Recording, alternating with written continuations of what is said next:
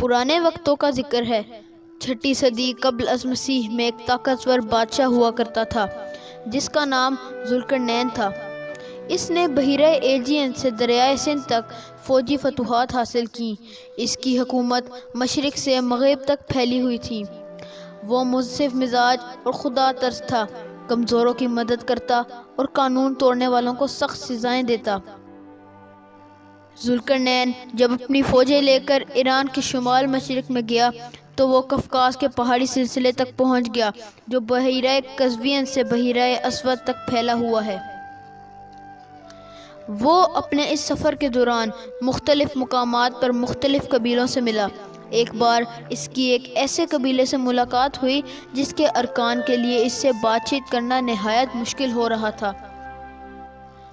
اسی خطے میں اس کی ایک ایسے قبیلے سے بھی ملاقات ہوئی جو اس سے جنگلی قبیلوں یاجوج اور ماجوج سے مدد کی بھیک مانگ رہا تھا، جو پہاڑی گزرگاہوں سے آتا اور ان پر حملے کرتا تھا۔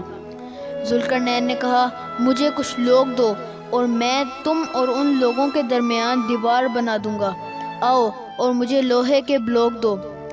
اس نے ان سے کہا کہ وہ لوہے کے بلاک لے کر آئیں، اور جب یہ سرخ ہو گئے تو ذوالقرنین نے ان سے کہا کہ ان میں پگھلا ہوا سرخ تانبا ڈال دو۔ اس نے کچھ اس طریقے سے وادی کو 2 پہاڑوں میں تقسیم کرنے میں ان کی مدد کی۔ ذوالقرنین نے کچھ یوں آہنی دیوار بنا کر قبائلوں کو یاجوج ماجوج سے محفوظ کر دیا۔ اس وقت آباد دنیا کا ایک بڑا حصہ فتح کرنے اور آہنی دیوار کی تعمیر کے بعد بھی ذوالقرنین کی کسر نفسی میں کوئی فرق نہیں آیا۔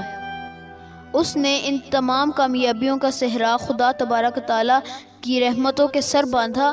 اس نے اس آہنی دیوار کے بارے میں یہ کہا جو اس نے تعمیر کی تھی، یہ میرے خدا کی مجھ پر رحمت ہے، لیکن میرے رب کا وعدہ جب مکمل ہو جائے گا وہ اس دیوار کو مٹی کر دے گا، اور میرے رب کا وعدہ سچا ہوتا ہے۔